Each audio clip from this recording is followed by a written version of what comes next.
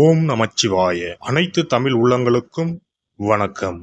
நிகழும் ஸ்ரீ மங்களகரமான குரோதி ஆண்டு மார்கழி மாதம் 17ஆம் தேதி புதன்கிழமை அன்று தனுசு ராசி உத்திராடம் நட்சத்திரத்தில் கன்யா லக்கணத்தில் இந்த மகத்தான ஆங்கில புத்தாண்டு பிறக்கிறது. இந்த வருட ஆரம்பத்தில் கிரக நிலைகள் என பார்த்தால் குரு பகவான் ரிஷபராசியில் வக்ர நிலையில் சஞ்சாரம் செய்கின்றார். கடகராசியில் செவ்வாய் பகவான் வக்ரம் மற்றும் நீச நிலையில் சஞ்சாரம் செய்கின்றார். கன்னி ராசியில் கேது பகவானின் சஞ்சாரமும், விருச்சிக ராசியில் புதன் பகவானின் சஞ்சாரமும், தனுசு ராசியில் சூரியன் மற்றும் சந்திர பகவானின் இணைவும் இருக்கும். கும்பராசியில் சுக்கிரன் மற்றும் சனி பகவானின் சஞ்சாரம் இணைந்திருக்கும். அடுத்ததாக மீனராசியில் ராகு பகவானின் சஞ்சாரம் இருக்கும்.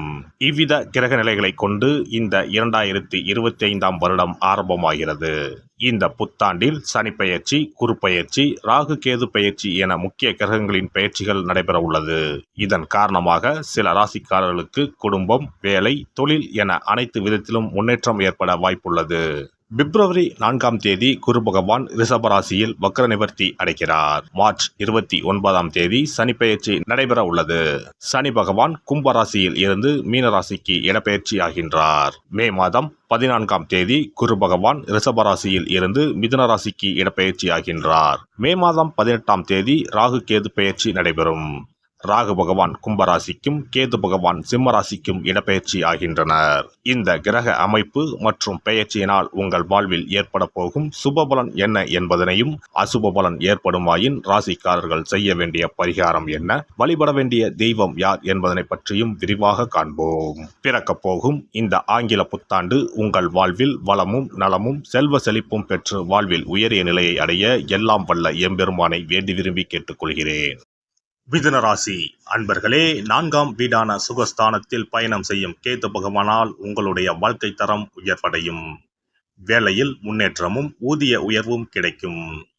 2025ஆம் ஆண்டு முதல் நீங்கள் எடுக்க போகும் முயற்சிகள் அனைத்திலும் வெற்றி கிடைக்கும். காரணம், 3ஆம் வீட்டிற்கு வரப்போகும் கேது பகவான் சொத்து சுகத்தை கொடுப்பார். விரய குருவினால் உங்களுக்கு தொழில் வியாபாரத்தில் பல மடங்கு பணம் வரும். அடுத்த ஆண்டு ஜென்ம குரு வரப்போவதால் ஆடம்பர செலவு செய்யாதீர்கள். வெள்ளிக்கிழமைகளில் அம்மன் கோவிலில் விளக்கேற்றி வழிபடுங்கள். நீங்கள் ஈடுபடும் செயல்பாடுகளில் புத்திசாலித்தனமும் அனுபவமும் வெளிப்படும். விரும்பிய இடத்தில் இடமாற்றம் செய்வதற்கான வாய்ப்புகள் உண்டாகும். உறவினர்களிடத்தில் அரவணைத்து செல்வது நன்மதிப்பை ஏற்படுத்தும். காரசாரமான பேச்சுக்களை குறைத்துக் கொள்வது நல்லது. உடன் பிறந்தவர்களின் எண்ணங்களை புரிந்து கொள்வீர்கள். தாய்மாமன் வழியில் சிறு சிறு கருத்து வேறுபாடுகள் ஏற்படும். கற்பனை சார்ந்த துறைகளில் திறமைகளை வெளிப்படுத்துவீர்கள். கணித துறைகளில் இருப்பவர்கள் சற்று கவனத்துடன் இருப்பது நல்லது. குடும்பத்தில் புதிய நபர்களின் வருகையால் மகிழ்ச்சியான சூழல்கள் ஏற்படும். எதிர்பார்த்திருந்த சில உதவிகள் கிடைப்பதில் தாமதம் உண்டாகும். குறுகிய தூர பயணங்களால் நன்மைகள் ஏற்படும். குலதெய்வ கோவில் தொடர்பான பணிகளை மேற்கொள்வதற்கான சூழல்கள் ஏற்படும். பூர்வீகத்தில் செல்வமும் செல்வாக்கும் மேம்படும். தந்தை வழியில் முன்னேற்றமான பலன்கள் கிடைக்கும். உடல் ஆரோக்கியத்தை பொறுத்தவரை ஏற்ற இறக்கமான சூழல்கள் உண்டாகும். வெளியிடங்களில் உணவுகளை உட்கொள்வதை குறைத்துக் கொள்வது நல்லது. தூக்கமின்மை தொடர்பான பிரச்சனைகள் குறையும். காலம் தவறி உணவு உட்கொள்வதை தவிர்ப்பது நல்லது. பெண்களை பொறுத்தவரை வாக்குறுதிகள் அளிப்பதை தவிர்ப்பது நன்மை தரும். சிறு மற்றும் குறு தொழிலில் இருப்பவர்களுக்கு ஆதரவுகள் மேம்படும். ஆன்மீக பயணங்கள் மேற்கொள்வதற்கான வாய்ப்புகள் அமையும். தம்பதிகளுக்குள் புரிதல்கள் அதிகரிக்கும். வெளியூரில் இருந்து வரன் வாய்ப்புகள் கிடைக்கும். தந்தை வழி ஒத்துழைப்பால் பூர்வீக பிரச்சனைகள் குறையும்.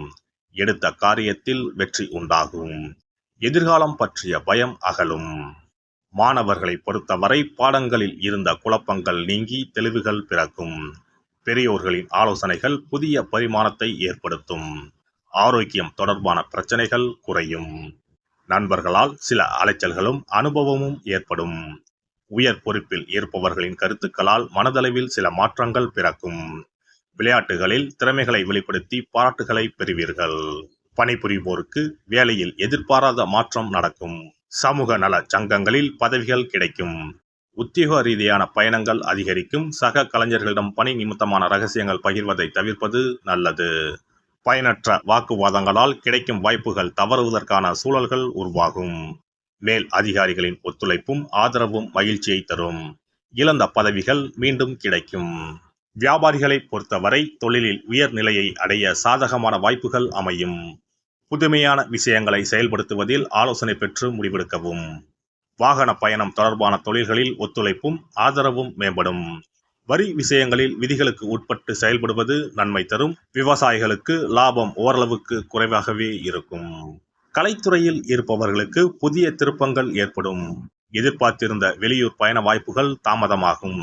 அரசு வழியில் மதிப்புகள் அதிகரிக்கும். ரசிகர்களின் தன்மைகளை புரிந்து புதிய படைப்புகளை உருவாக்குவதற்கான சூழல்கள் அமையும்.